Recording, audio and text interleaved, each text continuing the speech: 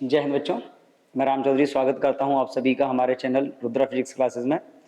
आज इस वीडियो में हम बात करेंगे angular dispersion, dispersive power, scattering और रेनबो के बारे में। बेसिकली प्रिज्म और डिस्पर्शन ऑफ लाइट से रिलेटेड ये हमारा सेकंड वीडियो है। इससे पहले हमने प्रिज्म फॉर्मूले के बारे में समझा था। चलिए अपन स्टार्ट करते हैं। Angular dispersion. अब देखिए डिस्पर्शन के बारे में हमको क्या मालूम है कि सपोज ये एक प्रिज्म है, ये कोई भी एक प्रिज्म है, और जब भी आप इस प्रिज्म की बात करते हो कि इस प्रिज्म से कोई व्हाइट लाइट पास होगी, तो व्हाइट लाइट जब इस प्रिज्म से पास होती है, तो व्हाइट लाइट जब इस पे इंसिडेंट होती है, आपने क्या पढ़ा कि सिंपली ये व्हाइट लाइट 7 कलर्स में स्प्लिट हो जाएगी। ये व्हाइट लाइट आपकी 7 कलर्स में स्प्लिट होगी, और ये जो 7 कलर्स में स्प्लिट होने के बाद जब ये प्रिज्म से बाहर आएगी, this phenomena is called the dispersion of light. This is called the dispersion of light. Clear? ये है आपका जैसे रेड और ये वॉयलेट। यहां से जब ये निकलती है तो ये क्या होता है, ये 7 कलर में स्प्लिट हो जाती है, और 7 कलर में जब ये स्प्लिट होती है तो ये जो स्पेक्ट्रम बनता है, 7 कलर का जो बैंड बनता है, इसको बोलते हैं स्पेक्ट्रम। देखिए ये सीक्वेंस रहता है। तो सिंपली जब भी कोई व्हाइट लाइट किसी प्रिज्म के थ्रू पास होती है एक डेफिनेट एंगल ऑफ इंसिडेंस पे, then it will split in 7 colour. The phenomena of splitting white light in 7 colour is called dispersion. अब यहां पे अगर हम बात करें एंगुलर डिस्पर्शन क्या है, एंगुलर डिस्पर्शन की अगर हम बात करते हैं तो अब यहाँ पे देखिए एंगुलर डिस्पर्शन की जब बात करोगे तो जैसे आपने बात की, तो एक्सट्रीम कलर की बात करें तो सबसे ज्यादा बेंड करता है वॉयलेट, सबसे कम बेंड करता है रेड। रीजन क्या है?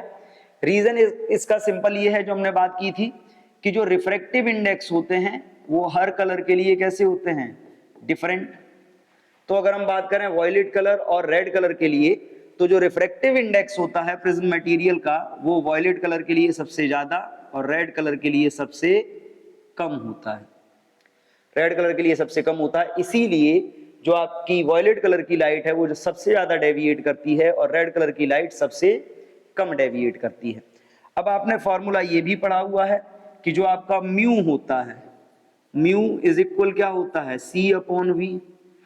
सी अपॉन वी का मतलब अगर c speed of light in vacuum है तो simply mu is inversely proportional to v, यानी कि जिसका रिफ्रैक्टिव इंडेक्स ज्यादा उसकी स्पीड कम, और जिसकी स्पीड ज्यादा उसका रिफ्रैक्टिव इंडेक्स कम। तो अगर आप यहां से कंपेयर करते हो तो यहां से कंपेयर करने पे आपको ये भी मिल सकता है कि जो आपकी स्पीड होती है, speed of violet is less than the speed of red. या फिर आप बात करते हो वेवलेंथ की, तो जो आपकी वेवलेंथ होती है वॉयलेट की, वेवलेंथ ऑफ वॉयलेट, वेवलेंथ का सिंबल होता है lambda for the violet, is less than the lambda for the red. Clear?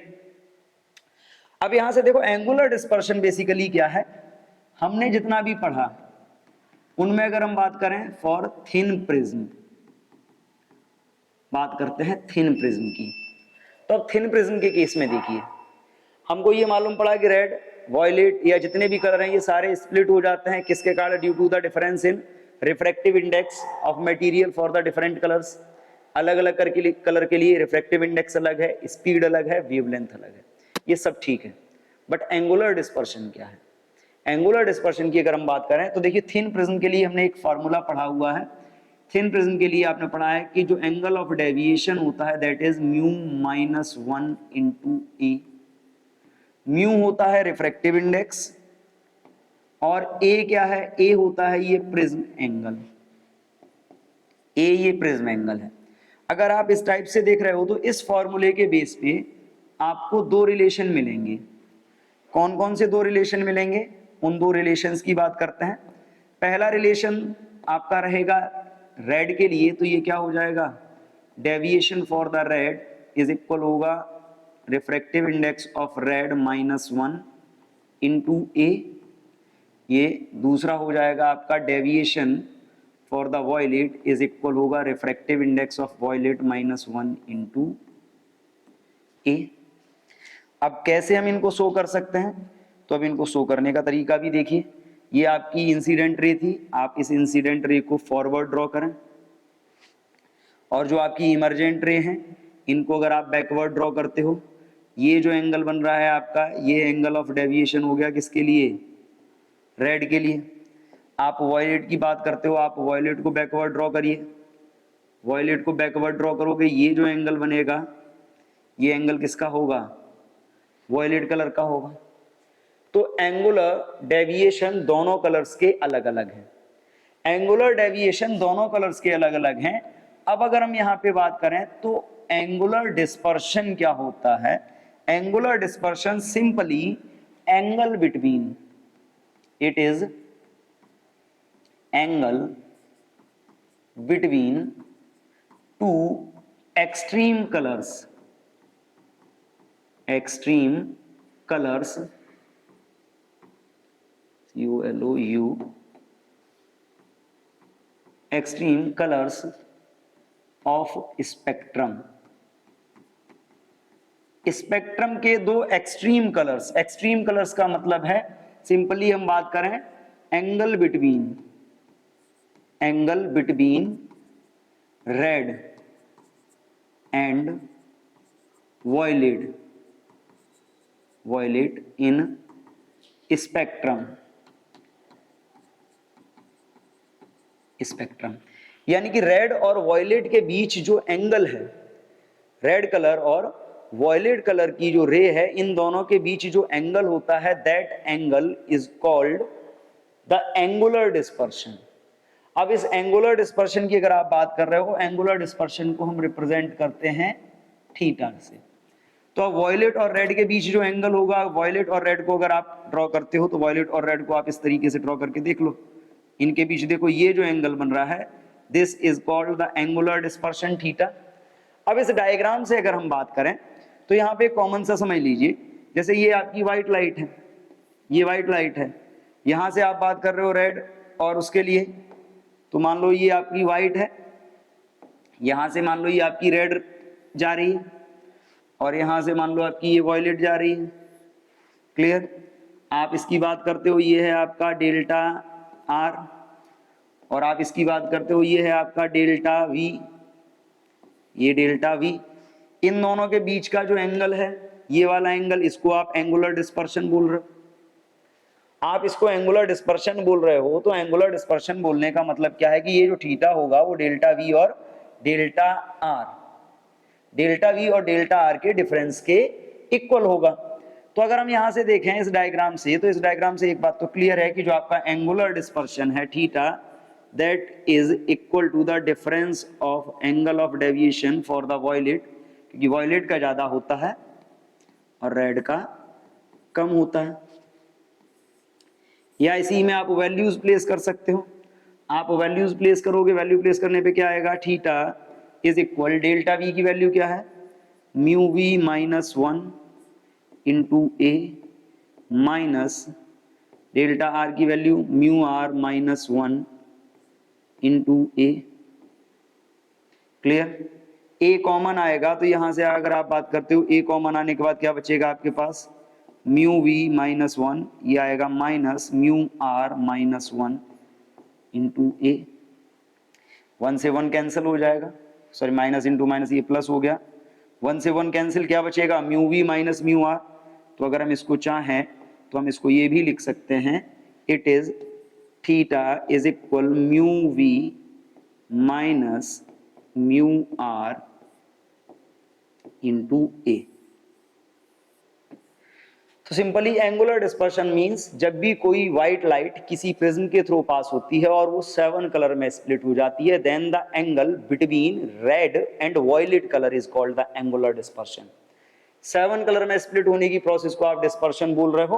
तो इसके जो एक्सट्रीम कलर हैं, यानी कि टॉप मोस्ट और बॉटम मोस्ट कलर के बीच का जो एंगल होगा, इसी एंगल को बोला जाएगा एंगुलर डिस्पर्शन। हमने यहां से फाइंड कर लिया delta v minus delta r, या हम इसको लिख सकते हैं mu v minus mu r into ए। क्लियर?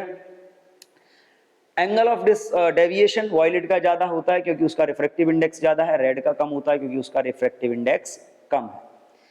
मूव करते हैं अपन नेक्स्ट टॉपिक पे। नेक्स्ट है हमारा dispersive power.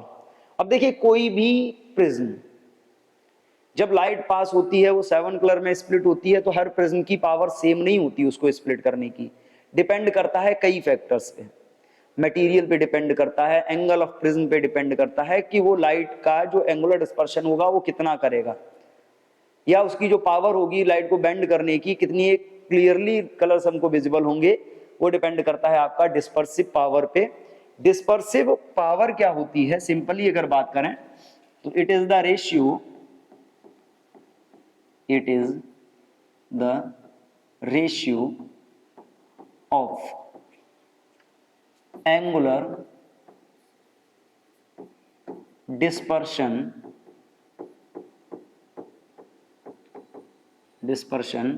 to the mean deviation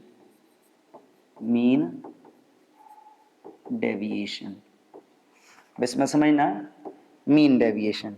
अभी जैसे हमने यहाँ पे बात की कि मान लीजिए आपके पास एक प्रिज्म है, मान लो ये एक प्रिज्म है, इस प्रिज्म में लाइट पास होती है, और लाइट पास होने पे क्या हुआ कि जैसे व्हाइट लाइट है, व्हाइट लाइट इस पे इंसिडेंट हुई। व्हाइट लाइट के इंसिडेंट होने का मतलब है कि ये लाइट, अगर आप बात कर रहे हो 7 कलर्स में स्प्लिट होगी, मान लो एक कलर इसका यहाँ चला गया, और मान लो दूसरा कलर इसका ये रहा, दूसरा कलर मान लो यहाँ चला गया। क्लियर?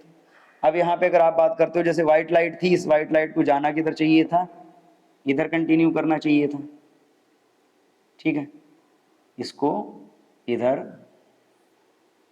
कंटिन्यू करना चाहिए था ऐसा, लेकिन ये इधर कंटिन्यू नहीं कर रही है। ये रेड और वॉयलेट ये स्प्लिट हो रही है 7 कलर्स में, और 7 कलर्स में स्प्लिट होने के बाद मान लो ये इधर इस टाइप से इधर पास हो जाती है। अगर आप बात करते हो वॉयलेट की, मान लो वॉयलेट भी इस टाइप से पास हो जाती है, आपकी रेड है, और मान लो वॉयलेट भी आपकी इस टाइप से पास हो जाती है, एक वॉयलेट और एक रेड। और अगर हम इसकी बात करते हैं, आप लिख सकते हो VIBG/O, ये हो गई आपकी रेड, ये हो गई वॉयलेट। अब अगर आप इनके एंगल ऑफ डेविएशंस देखते हो, तो एंगल ऑफ डेविएशन जब आप देखोगे तो इनके एंगल ऑफ डेविएशन, मान लीजिए इसका, इसको आप ड्रॉ करते हो, ये बनेगा इसका angle of deviation delta V। आप वो इसके लिए बात करते हो, ये बनेगा आपका एंगल, सॉरी ये डेल्टा V बनेगा, और ये रहेगा डेल्टा R। दोनों के एंगल ऑफ डेविएशन आ गए। एंगल ऑफ डेविएशन के बेस पे हमने क्या पढ़ा था, एंगुलर डिस्पर्शन की बात की थी, delta V minus delta R। लेकिन यहाँ पे थोड़ा सा अलग है, एंगुलर डिस्पर्शन और मीन डेविएशन। मीन डेविएशन का मतलब है इनका जो ओवरऑल है इनके बीच का हम ले लेंगे, मीन डेविएशन हम निकालेंगे। मान लीजिए इसका एंगल ऑफ डेविएशन 40 है, इसका 50 है, इसका 40 है, इसका 50 है, तो मीन कितना आएगा 45। और नॉर्मली जब हम बात करते हैं तो मीन डेविएशन जो आपका आता है नॉर्मली वो येलो कलर के लिए आता है। अगर हम बात करें तो मीन डेविएशन जो आएगा वो लगभग येलो कलर का आएगा। अभी इसमें देखने पे थोड़ा सा ऑड लग रहा है, बट वेवलेंथ के अकॉर्डिंग देखें तो मीन डेविएशन कहाँ आएगा, लगभग येलो कलर पे आता है। तो डिस्पर्सिव पावर की जब बात कर रहे हैं तो डिस्पर्सिव पावर क्या है, it is the ratio, represent आप करते हो ओमेगा से, तो फॉर्मूला होगा omega is equal angular dispersion, angular dispersion, angular dispersion का मतलब थीटा, अपॉन मीन डेविएशन।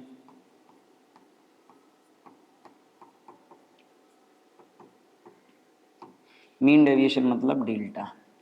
आप वैल्यू प्लेस करो, इसमें वैल्यू प्लेस करेंगे तो एंगुलर डिस्पर्शन क्या होगा, mu V minus mu R into A, upon mean deviation होगा म्यू -1 इंटू A।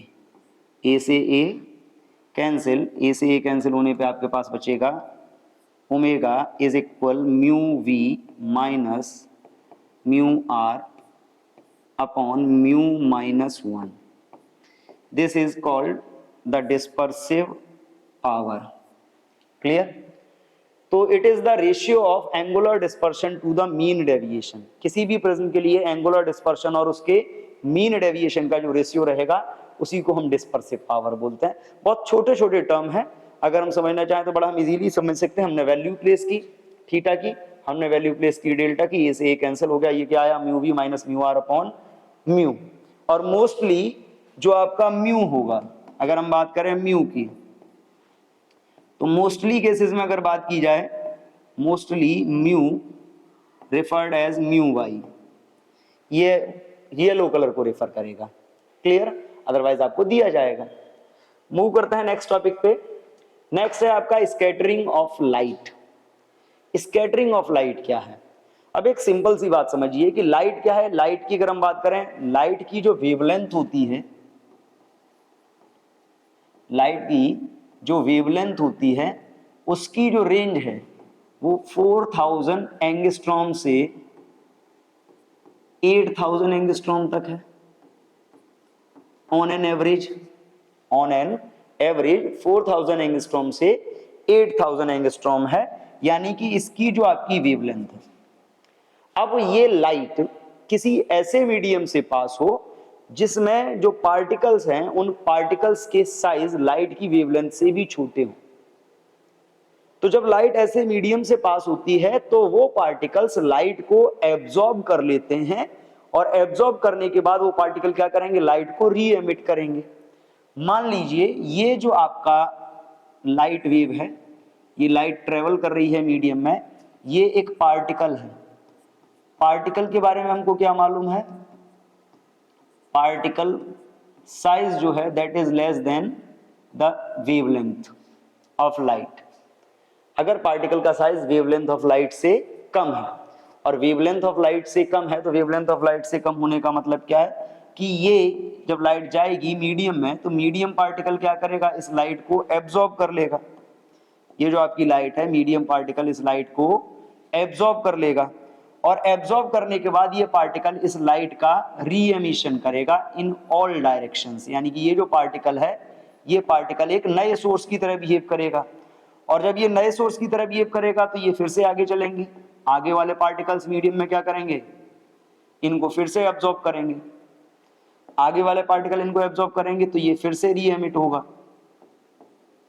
यानी कि जब लाइट किसी ऐसे मीडियम से पास होती है जिसके पार्टिकल लाइट की वेवलेंथ से छोटे होते हैं, अगर किसी मीडियम के पार्टिकल का साइज लाइट की वेवलेंथ से कम है, then the medium particle will absorb the light and re-emit them in all directions. This phenomena is called the scattering of light. Simply हम नोट कर देते हैं, if light passes through a medium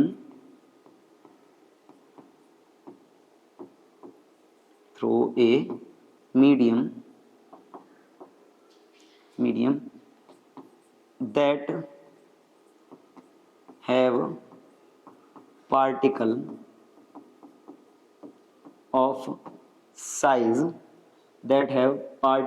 of size less than wavelength of light,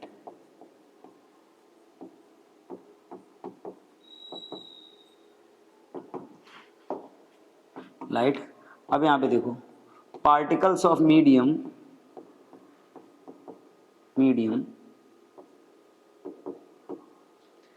particles of medium will absorb the light, particles of medium absorbs the light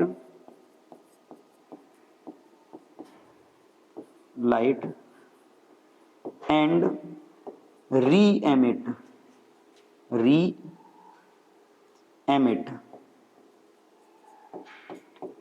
it in all directions.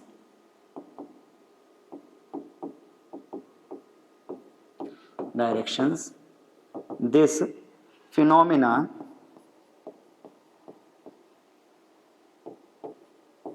is called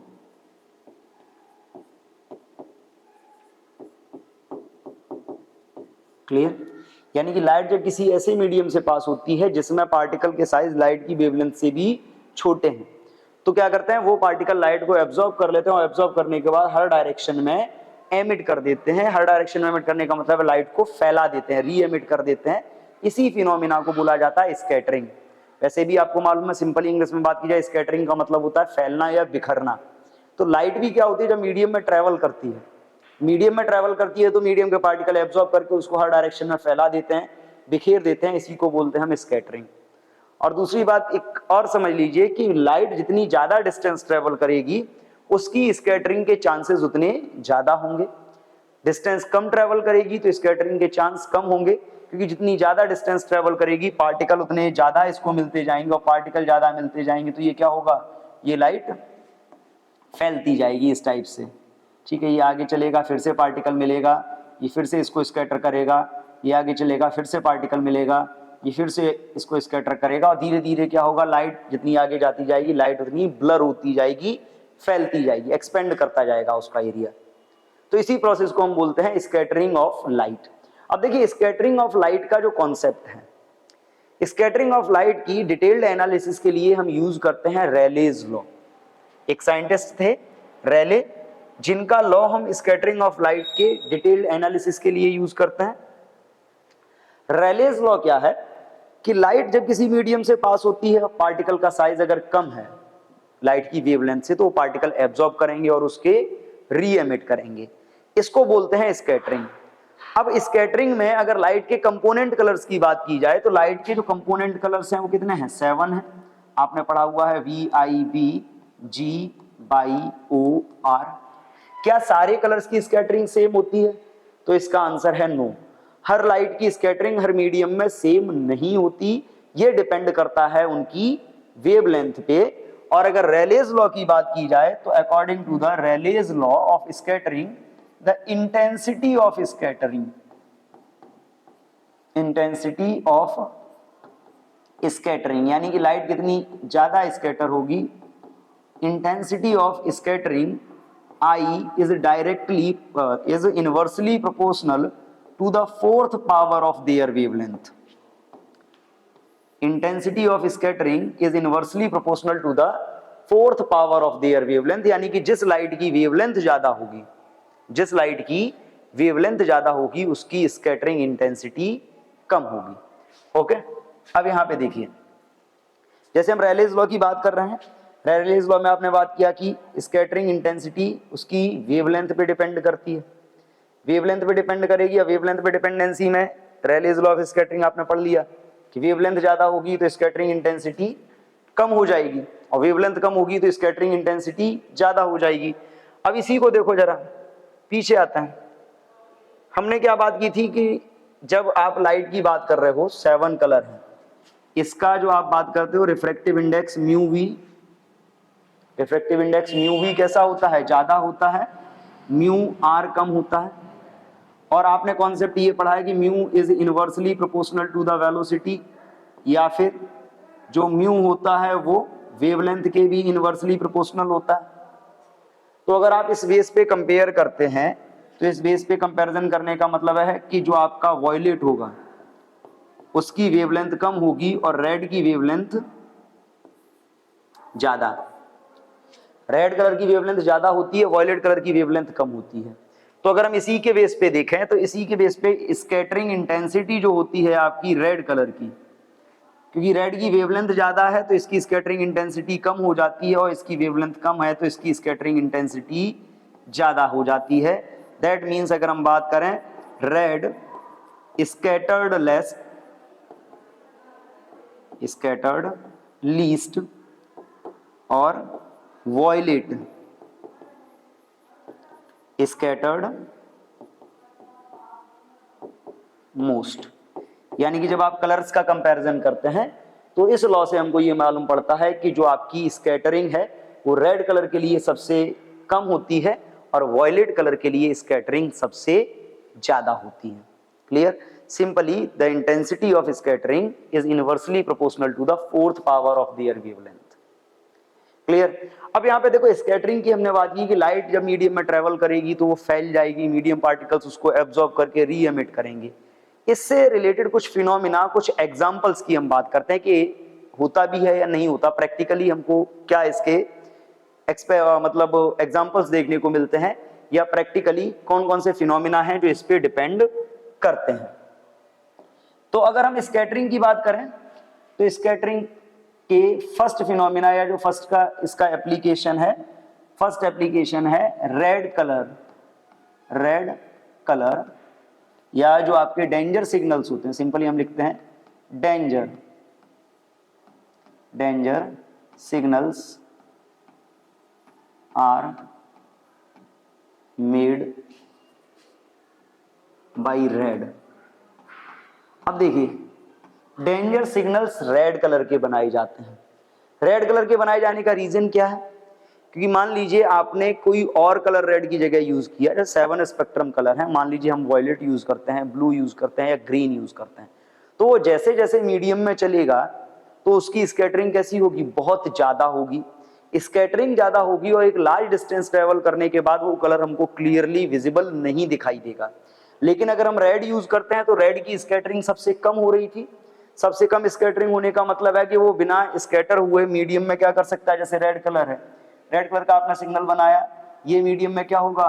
बहुत कम scattering के साथ, या कहें कि ना के बराबर scattering के साथ क्या होगा? ये मीडियम में ट्रेवल करता हुआ जाएगा। जो पार्टिकल्स होंगे वो इसको एब्जॉर्ब करेंगे और री एमिट करेंगे, लेकिन इसका री एमिशन होगा तो बहुत कम स्कैटरिंग होगी। तो ये कलर हमको लॉन्ग डिस्टेंसेस से भी विजिबल रहता है, इसीलिए डेंजर जो सिग्नल्स होते हैं वो रेड से बनाए जाते हैं। किसी और कलर से बनाए जाएंगे तो उसकी स्कैटरिंग हो जाएगी और वो कलर फैल जाएगा, डल हो जाएगा, जो हमको क्लियरली विजिबल नहीं रहेगा। सेकंड अगर हम बात करते हैं तो second example red coloured sky.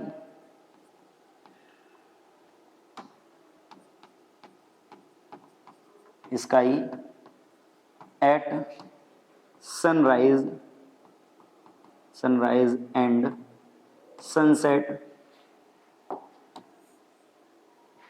At sunrise and sunset. अब देखिए सनराइज और सनसेट के टाइम पे अगर हम बात करते हैं, सनराइज और सनसेट के टाइम पे अगर बात करी जाए तो मान लीजिए ये आपकी अर्थ है, ये अर्थ है।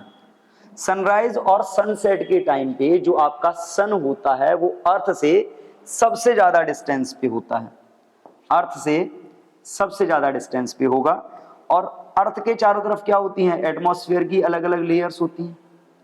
एटमॉस्फेयर की अलग अलग लेयर्स होंगी तो जब सन से आने वाली लाइट रेज, सन सबसे ज्यादा डिस्टेंस पे होगा, सन से आने वाली जो लाइट रेज होंगी उन लाइट रेज को सबसे ज्यादा डिस्टेंस ट्रेवल करनी पड़ेगी।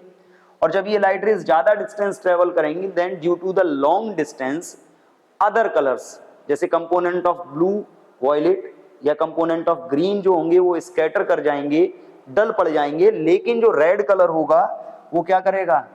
वो स्कैटर नहीं होगा और वो लॉन्ग डिस्टेंस ट्रेवल करता हुआ अर्थ पे पहुंचेगा। इसीलिए जो हमको स्काई है वो रेड कलर का दिखाई देता है। सिंपल सा रीजन है, सनसेट और सनराइज के टाइम पे जो सन और अर्थ होता है इनके बीच की डिस्टेंस मैक्सिमम होती है, तो लाइट को बहुत ज्यादा डिस्टेंस ट्रेवल करनी पड़ती है। तो बहुत ज्यादा डिस्टेंस ट्रेवल करने के कारण क्या होता है कि अदर कलर्स की स्कैटरिंग हो जाती है, वो फैल जाते हैं, लेकिन रेड कलर की स्कैटरिंग नहीं हो पाती। इसीलिए स्काई हमको रेडिश या ऑरेंज कलर का दिखाई देता है। वो ऑरेंज भी रेड के ही कंपोनेंट में आता है। इसी के लिए से रिलेटेड अगर हम अदर फिनोमिना की बात करें, अदर एग्जांपल, तो अदर एग्जांपल क्या है? White sky, white sky at noon. दोपहर के टाइम जो आपका आसमान होता है वो मोस्टली वाइट दिखाई देता है। ऐसा क्यों? अगर आप बात कर रहे हो, ये कंडीशन क्या थी? सनराइज सनसेट की, ठीक है, सनराइज और सनसेट। दोपहर के टाइम आप बात करते हो तो दोपहर के टाइम क्या होता है? सन और अर्थ के बीच की जो डिस्टेंस होती है वो बहुत कम होती है। तो बहुत कम होने के कारण क्या है कि सन से आने वाली जो लाइट रेज हैं इनको डिस्टेंस कम ट्रेवल करनी पड़ती है, और कम डिस्टेंस ट्रेवल करने के कारण क्या होता है, ये जो लाइट रेज हैं इनकी स्कैटरिंग नहीं हो पाती। यानी कि जो सारे कलर हैं वो सेम अमाउंट में स्कैटर होते हैं क्योंकि डिस्टेंस बहुत कम है। इसके कारण जब सारे कलर एक साथ चलते हैं तो हमको कैसा दिखाई देता है, व्हाइट दिखाई देता है। इसी से रिलेटेड एक एग्जांपल और कि अगर आप सनराइज मॉर्निंग, इवनिंग या नून को छोड़ के अदर किसी टाइम पे बात करते हो, अदर किसी टाइम पे अगर आप बात करते हो तो स्काई कैसा होता है, sky appears blue, appears blue. Morning, evening या दोपहर को अगर आप छोड़ दें तो स्काई आपको कैसा दिखाई देता है, ब्लू दिखाई देता है। अब ब्लू दिखाई देने का रीजन क्या है कि जैसे आपने बात की कि यहाँ पे है सन, अदर टाइम में आप बात कर रहे हो जो सन है आपका यहाँ पे है, अब सन यहाँ पे है। अब यहाँ पे देखो इन दोनों के बीच की जो कंडीशन होगी, सन जब बीच में होगा तो क्या होगा, लाइट रेज आएंगी, लाइट रेज आएंगी तो क्या होगा कि डिस्टेंस थोड़ी सी ज्यादा होगी, बहुत पास भी नहीं होगा सन। तो जो आपका ब्लू कलर है या वॉयलेट है, वॉयलेट के जितने भी कंपोनेंट होते हैं, वॉयलेट, इंडिगो और ब्लू, इनकी स्कैटरिंग सबसे ज्यादा होती है। स्कैटरिंग सबसे ज्यादा होने के कारण क्या होगा कि ब्लू के जो कंपोनेंट होंगे वो सारे इस मीडियम में क्या होगा, फैल जाएंगे, और मीडियम में फैल जाएंगे तो जो हमको स्काई होगा वो हमको कैसा दिखाई देगा, ब्लू कलर का दिखाई देगा। तो स्काई के तीनों कलर के पीछे दिखाई देने के पीछे एक ही रीजन है जो है आपका स्कैटरिंग। मॉर्निंग के टाइम पे स्कैटरिंग बहुत ज्यादा हो जाती है तो ये इतने डल हो जाते हैं कि हमको दिखाई नहीं देते, तो केवल रेड दिखता है। दोपहर के टाइम में डिस्टेंस कम ट्रेवल करनी पड़ती है तो स्कैटरिंग बहुत कम होती है, तो सारे कॉम्बिनेशन एक साथ चलते हैं कलर के तो व्हाइट हो जाता है। और अदर टाइम पे स्काई जो होता है वो आपको ब्लू दिखाई देता है, क्योंकि ब्लू की स्कैटरिंग सबसे ज्यादा होती है, या उसके कंपोनेंट की स्कैटरिंग जैसे वॉयलेट है, इंडिगो, फैल जाते हैं, इसलिए हमको स्काई ब्लू दिखाई देता है। क्लियर? तो ये सारे एग्जांपल्स हैं जो जिनके जो स्कैटरिंग पर बेस्ड हैं। क्लियर है? आगे अगर हम बात करें तो नेक्स्ट है हमारा रेनबो। अब देखिए रेनबो क्या है। अगर हम रेनबो की बात करते हैं तो नॉर्मली क्या होता है कि जब हैवी रेनफॉल होता है, रेनफॉल के बाद अगर सन राइज होता है, या जिसको हम कहें रेनफॉल के बाद जब सन दिखाई देता है, तो due to the heavy rainfall जो आपका एटमॉस्फेयर है, एटमॉस्फेयर में क्या हो जाता है, ह्यूमिडिटी बढ़ जाती है। ह्यूमिडिटी बढ़ जाती है, या हम यूं कहें कि एटमॉस्फेयर में क्या होता है, कुछ वाटर ड्रॉपलेट्स रह जाती हैं, और जब सन से आने वाली लाइट रेज उन वाटर ड्रॉपलेट्स पे पड़ती हैं तो वो वाटर ड्रॉपलेट्स एक प्रिज्म का वर्क करती है, और उन वाटर ड्रॉपलेट्स के थ्रू लाइट का डिस्पर्शन हो जाता है, और जिसके कारण हमको क्या है, एक 7 कलर का आर्क बनता हुआ स्काई में दिखाई देता है। That arc is called rainbow. Simply rainfall के बाद जब सन लाइट आती है तो एटमॉस्फेयर में जो वाटर ड्रॉपलेट्स होती हैं उनसे लाइट पास होने पे उनका डिस्पर्शन हो जाता है, जिससे 7 कलर का एक आर्क दिखाई देता है स्काई में। That arc is called the rainbow. Basically अगर हम रेनबो की बात करें तो रेनबो आपके दो टाइप के होते हैं। एक रेनबो होता है जिसको हम बोलते हैं प्राइमरी रेनबो, प्राइमरी रेनबो, और एक होता है आपका secondary rainbow.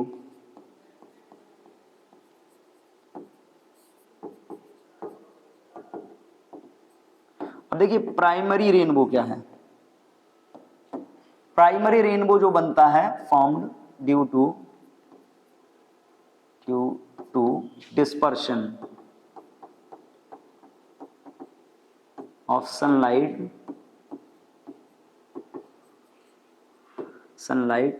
Bye water droplets present in atmosphere। Clear? और ये जो आपका सेकेंडरी रेनबो है, सेकेंडरी रेनबो क्या होता है कि कभी कभी हमें स्काई में दो आर्क दिखाई देते हैं।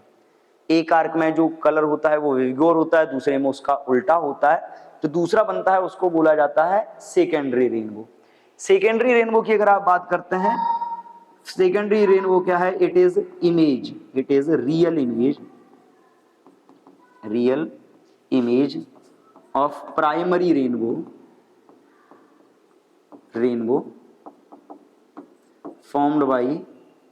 formed due to formed due to refraction by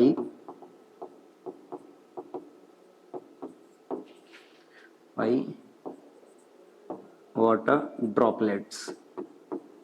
यानी कि जो एटमॉस्फेयर में वाटर ड्रॉपलेट्स हैं वो प्राइमरी रेनबो से आने वाली लाइट का भी रिफ्लेक्शन कर देती हैं, जिससे इसकी रियल यानी कि इन्वर्टेड इमेज बनती है।